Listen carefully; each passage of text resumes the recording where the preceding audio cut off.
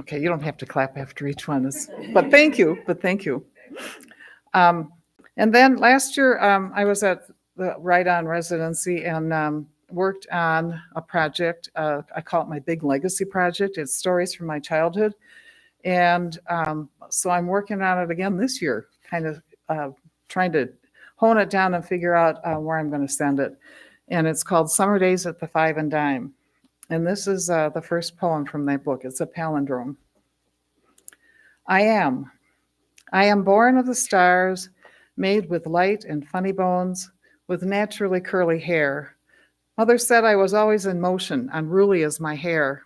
I'm tangled in a hectic life, tethered to mother roots, yet aimed outward an arrow of curiosity, a whirlwind of never enough. I'm fed by deep blue skies, fire red maples, and a full moon that surfs the clouds at night. I will always love fire red maples and deep blue skies in a whirlwind of never enough, aimed outward an arrow of curiosity. I'm tethered to mother roots, tangled in a hectic life, always in motion, unruly as my hair, made with light and funny bones, born of the stars, I am.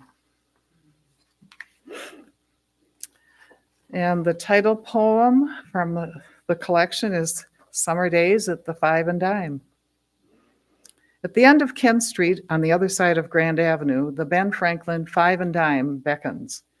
You ride your blue bike, a quarter shoved in your pocket with an itch to spend it. Should you buy Lick-O-Maid, Pixie Sticks, Jawbreakers, or a bazooka for the comics? Instead, you splurge on red wax lips and a black wax mustache, 10 cents each. The leftover nickel buys a miniature six-pack of wax bottles filled with nectar. You bite off the wax cap, suck out the sweet juice, then chew the wax into a squishy ball. Biting down on the soft blob, you peel the wax from your teeth to examine your own tooth prints. Happiness is the five and dime and a quarter in your pocket, leaving in the morning on your own until streetlights flicker on to call you home at dusk. And another true story, Carrot Capers. Our neighbor works in her garden in the cooling off evenings of July.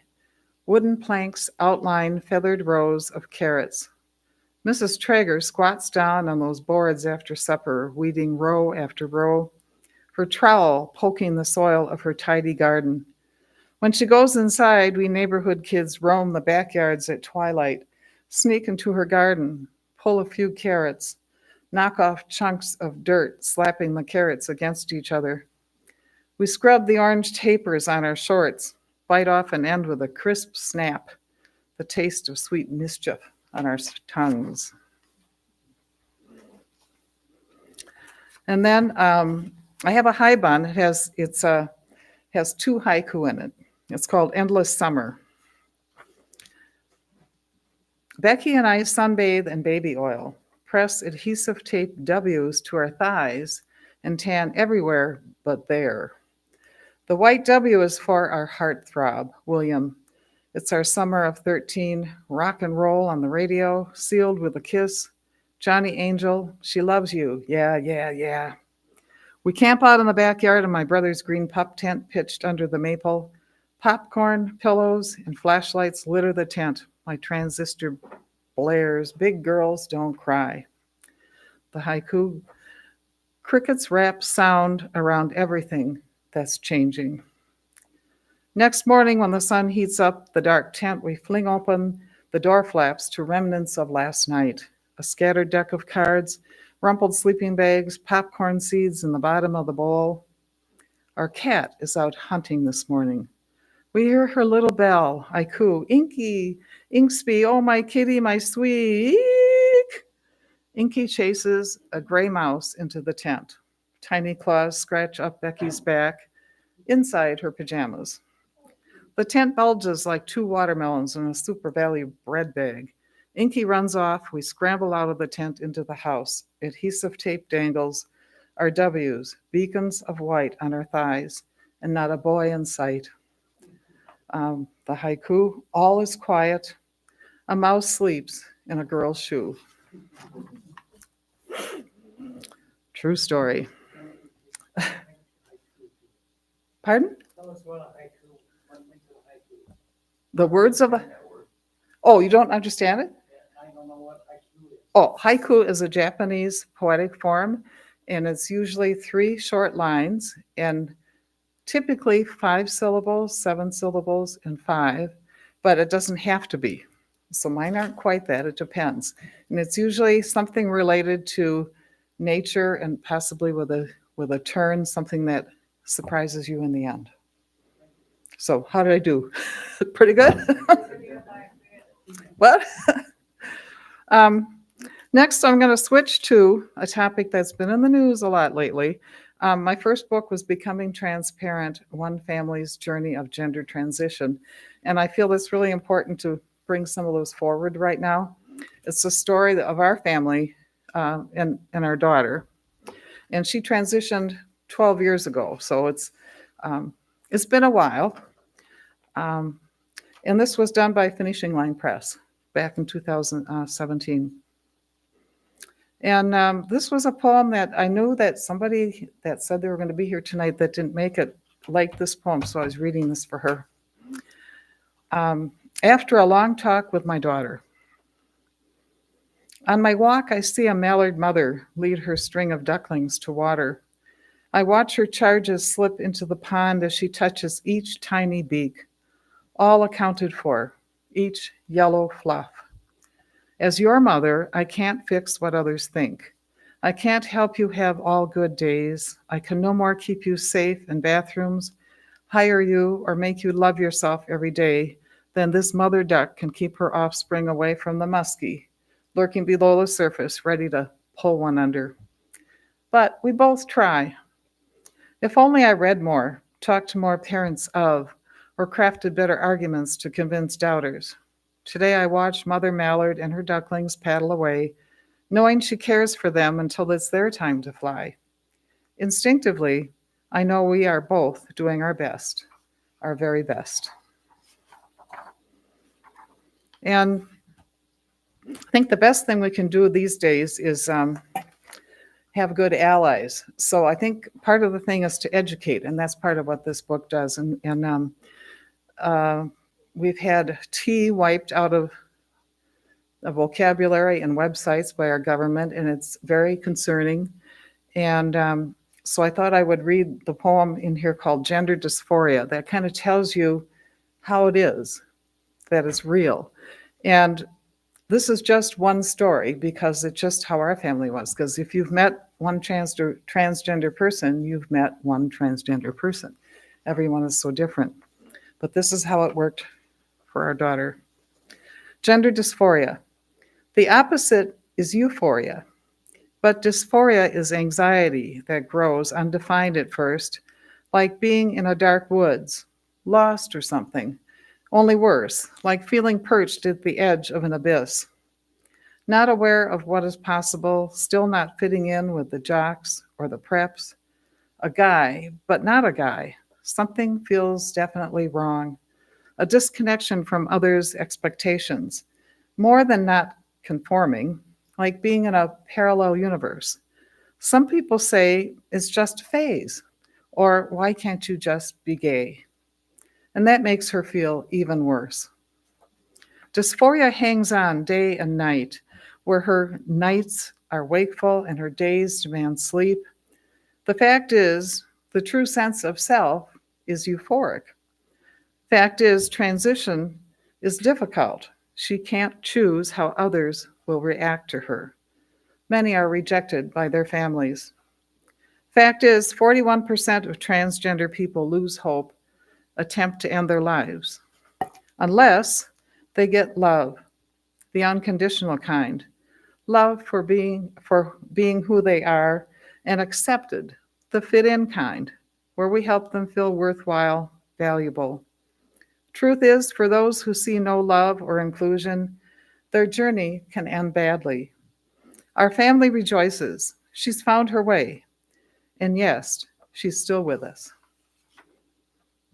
So the best thing you can do is to go out and make some noise.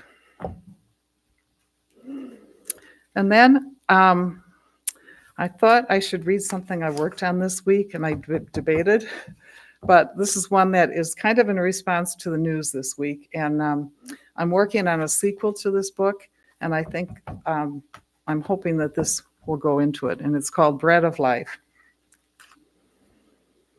My starter hope is dormant, pressed in a blister pack of fear. My anger foams a yeasty rage. I swear an oath to outlast the bastard who is moving fast and breaking things, even the substance of our own survival.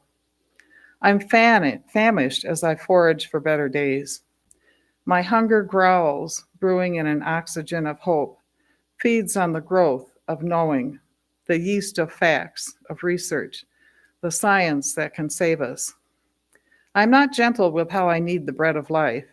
I carry hope to friends, to foes, to community. Like the miracle of manna, we will be nourished in the pursuit of happiness. Our existence cannot be denied. We will rise and rise again. Take this starter hope for your pocket. Activate it any time with your actions. A good yeast never gives up. Put it in your book. What? Put it in your book. Oh, I will. Okay. I have another book that I did, and it was my brother's letters from Vietnam. And I was a freshman in Madison during the years of protest, the same year that he was in Vietnam. So we corresponded, and it's some of our correspondence and my other poems. And there's one poem I want to read from the book because it has a connection to Door County. It's called Sailing, Men on the Moon, One Digit Midget, July 1969. Dad steers the bow of the sloop into the wind. Hand over hand, I pull the halyard, raise the mainsail, winch the last inches to the top of the mast. Pushing the tiller starboard, Dad turns the hull as wind gradually fills the sail. He pulls in the main sheet. We pick up speed. I tug the starboard sheet to unfurl the Genoa jib. The Jenny billows as wind catches it. I haul in the jib until it stops luffing. Sails are trimmed in a close reach, heeling to starboard. We sail past Welker's Point toward the lighthouse. Gulls soar above the mast. Whitecaps chase down tops of the waves.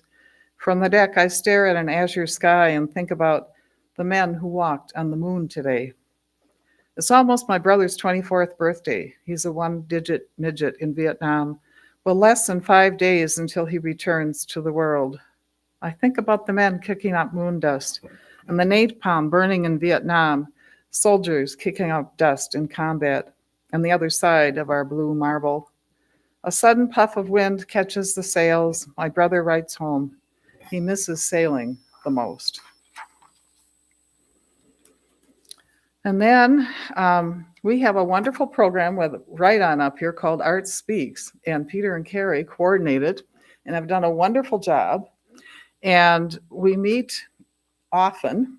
In summer, it's almost every week. In the winter, it's every other week. And we visit different art galleries to be inspired and to write ekphrastic poetry. So here are just a few short poems from some of the Art Speaks. Here's a poem that was inspired by a painting by John Colt at the Miller Gallery in Sturgeon Bay. And it's called Symbiosis, and it's for my daughter-in-law, Eliza. She wades through papery seagrass over volcanic rock and patches of sand. She swims arm over arm into turquoise, finds her cadence of breath, a rhythm to each pull of water, exhaling herself forward. Her amniotic sea carries a baby curled into itself. In this hammock of sweet darkness, her symbiotic swimmer grows to wake, to feel, to know. Mother with child glides from shore out past the point, then swims back through the rippling sea. Like a compass, the baby spins within. The mother reaches arm over arm, focused on the journey toward arrival, umbilical to breath, cradled by the salt of the sea. And another one, here's a poem I wrote. It was a couple days after the inauguration. And we were at Margaret Lockwood Gallery, and she has a lot of calming paintings, so I love going there. And they're in different shades of blues usually, and they look like trees, but kind of shadowed trees. And this is called, this was an untitled painting, and I call it Respite for 2025. Caress the air of this indigo forest, its chalk-shadowed trees rubbed with quiet. Huddle up in the blue shawl of dusk and shut out suffering. Let shades of worry be veiled for now. Fibers of light blue streak the air, proclaiming azured comfort of what is still good. Be in this shelter of shadow. Rest in the bluing peace of this very moment. And then from the Crest Pavilion, this was a couple weeks ago, there was a beautiful fiber art piece that looked kind of quilted, but like a painting. It was called Ephemeral Pond. And this is a fabric of unavoidable news. The orange of an aging sun plunges below the horizon. There is fear and fatigue quilted over yesterday, stitched with blame and anger, and now threads are frayed and fragile, unraveling one at a time. Yanked thread by thread, new rips appear over old repair. How many times can a cloth be mended and torn apart again? The old seams are split, the weight of fabric bursting from both sides. And then I will close with this poem. This was published in a journal that had a theme of the future. And this is called Today, Just Today. Memory rushes onward like a river to a distant sea, churning in my mind all the places I've been and where I still want to go.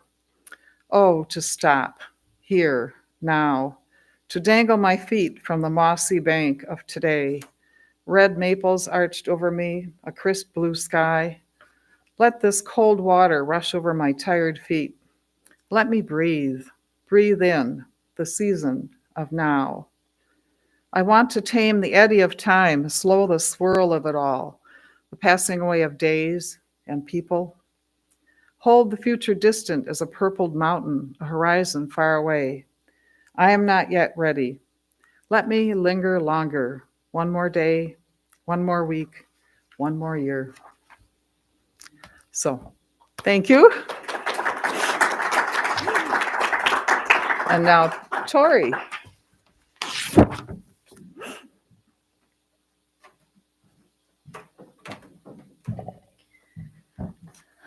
Again, thank you for coming out tonight. Very brave souls. I'm Tori Grant Wellhouse, and thank you for coming. I am going to read 3 poems from this collection, Vaginas Need Air. When we lost my mother in 2017, I realized between the stories my brother and sister told that the 3 of us had 3 different versions of our mother. And this is my attempt to get down my version. A luminous kind of pink. I shuffled the morning with my bare legs and jeweled bottle. Mother called it varnish. The beginning of her insomnia. She fought not sleeping all night on the couch. I could see it in her posture at the breakfast counter, cotton blanket falling to the floor in an apostrophe. My sisters slept with their mouths open. Father snored sonorously in the shaded bedroom. I shook the bottle like a small bell, listening to the pebble rattle, swirling the pearlized color. I crossed my bare legs in a rectangle of reflected sun, the carpeting warm as if light beamed in from Bermuda or Middle Earth despite the snow. I was curious about my hands, dexterity with the nail brush. The color rushed my ears, the exact same shade as inside a conch shell we took home from a beach vacation. The liquid swelled in ways I couldn't anticipate, thickly from the blunt end. I started over twice. The specter of a smile at the back of Mother's eyes. I tried again, and a lake of bally slipper overspilled my cuticles. Here, said Mother, kneeling beside me with a telltale pop. She came into my oblong of light. I held out my hands. She curled them in her own, pushing back the cuticles gently with her thumbs. Mother painted my nails one by one, with one long and two short strokes for each. The colors smooth and lustrous, catching the sun, her face tilted to the task, something unwinding in her along with the gritted smile, my 10 fingers happy as bubblegum. Tickleback. Mother swirls my naked back like skywriting, with the ends of her fingers twirling, teasing me to sleep. I'm aware of the fabric of my pajama top rolled at the back of my neck, the heavy weight of lying flat on my stomach, arms at my sides, slight dip of the mattress under her hip, short bursts of breath as she whirls the expanse of my back, runnel of spine, wings of my shoulder blades. I'm aware of night sounds through the screen, wind rushing, the trees, dogs barking, car horns bleating, the wider universe, thickness of evening on the low horizon, clouds like clotted cream, heavy with moisture and marvel, stars charged with points of light, snagging my dream eyes. Andromeda on my back, Cassiopeia, Virgo. Mother conjures a constellation on my skin, configuration of feelings, night wishing. Side by side. Mother contributes to progress by upgrading to a new side-by-side refrigerator. She's sold by the many compartments, the labeled drawers for lunch meat and fruit. Baby sister can't see and chatters at the dining room wall on a step stool. Mother has an appointment with a specialist and honey harangues her to the kitchen with the promise of bananas suspended in strawberry jello. I pull the handle of the new fridge like it's still wide as a Buick. An egg flies from the door and lands on the floor. I see there's an egg keeper with a sliding door that wasn't closed. I turn to show Mother only to find her gagging into her hand. Her other arm flaps me towards the paper towels. "Don't make me look at it," she says. The egg breaks intact and viscid. The yolk a high dome of vivid yellow. "It's just an egg," I say. Baby sister kneels next to it on the floor, blinking myopically. "Poor baby," she says. And then I'm going to read some poems that I worked on last year at the Right On residency in a yet untitled collection. Flaming Pajamas. Cotton is the perfect provocation. Flame is in love with natural fibers. Unsure of itself at first, heat gasps the gimmick. Slow lick trick. Aberrant breeze bellowing below stairs, pairs. I am the keeper of many flames. I have an allegiance to shine, flash, burn, having been sputtered by each in turn. Oh, my ignitable heart, quinquagenarian pneuma, womb loom, I awake to the nap.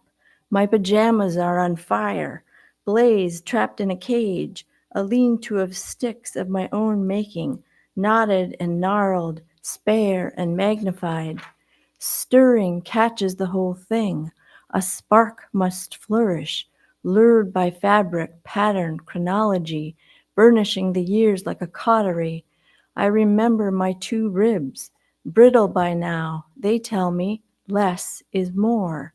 I am the juxtaposition, arms, legs, torso, weight of experience, brain incendiary, perhaps unbuttoned.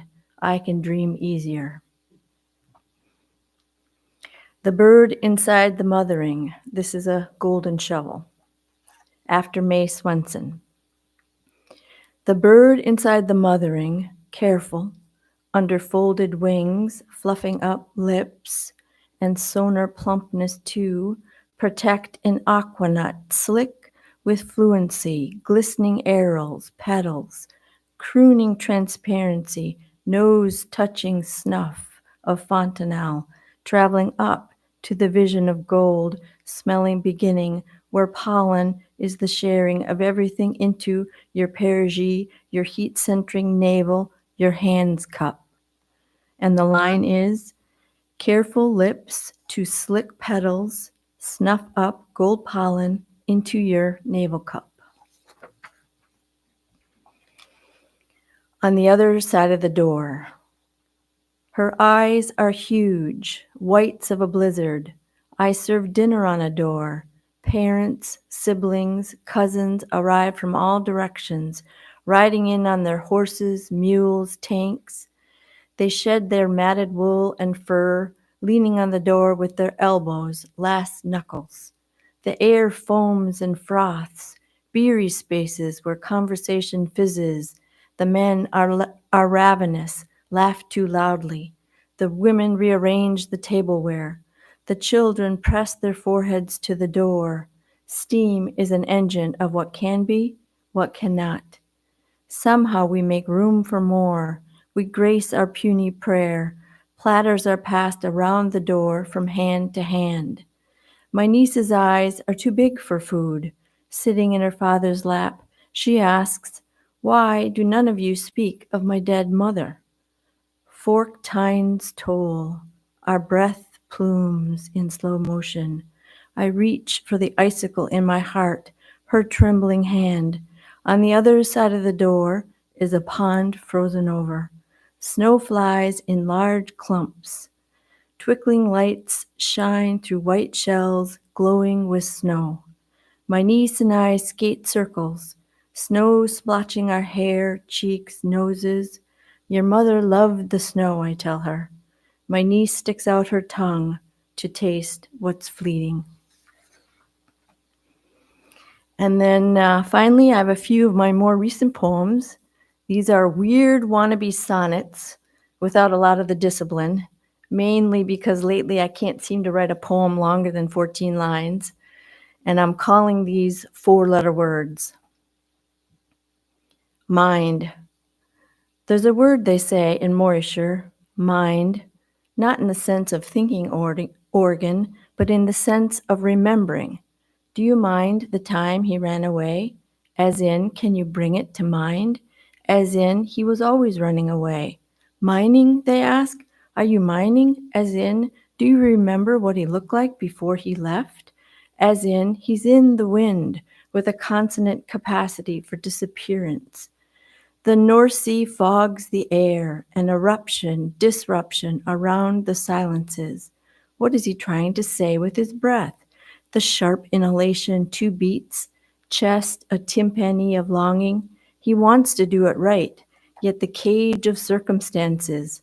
Hi, hi, he says, 2 quick pulls of breath, nodding to you in the high street, as in, he sees you, but needs to leave you.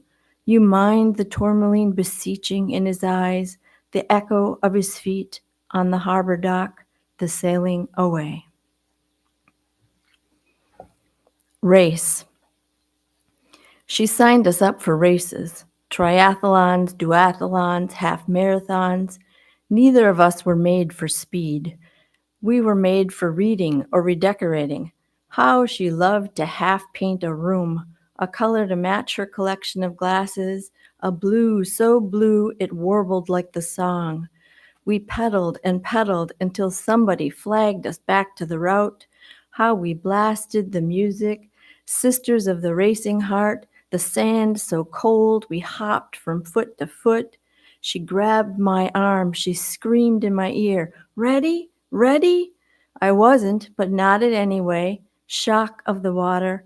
I was a stronger swimmer, but she was more determined. We raced across the finish line, desperate to say we finished, to say we lived. Pool. The break broke balls across the table, solids and stripes ricocheting like atoms, the smallest measure of my childhood thwacking together.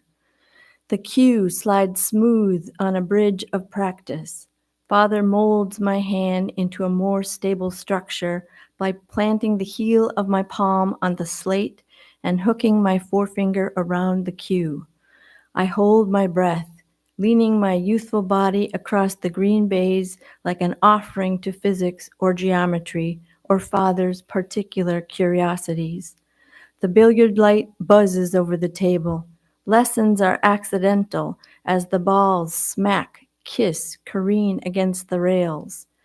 For every action, there is an equal and opposite reaction.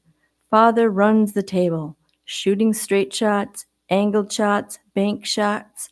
Energy is kinetic, transferring from ball to ball, from him to me. I pocket where I aim, hitting the sweet spot. It's all in the follow through. Sway. In a town at the end of the road, we navigate the tourists that jaywalk in a squawk under the buzzy light of fall. An encroaching winter whispers urgency in our ears. Ancient pines grow in a sanctuary of old growth. Silence steeps in a stippling of shadow and stun. We walk a path that seeps like used coffee filters into the soles of our hiking boots. The towering trees sway in an existential quake. How they survive the give and take. Finally, we gaze at the great vault. The throat hollow calls like the red crossbills native to the consecration. We are bathed in the skyest blue, forest floor rich with cumin understanding, nutty burst of what breaks down in that way of natural dominion. We link arms with the tree roots, lip to the welling. And this is the last one. Coo. What did you dream? He asked in the bald stare of morning, and he meant it, interested in the inner life of strangers and mild acquaintances. He was stirred by a different kind of weather. My dream felt like rain, I could have said, a relentless kind of patter that demolished the snow and left me feeling trodden, but that wasn't it, not exactly. The question was a question that said more about the questioner. Was his dream a magic carpet ride of rooftops and chimneys, bright prongs of light in the pirouetting sky? Not exactly, or he didn't say, but I imagined from the drawstring of his posture, the euphoria of his eyebrows, that windless ascension. I peered closer at the leveling of his ears, the question and uprising in the usual way of polite conversation. Thank you.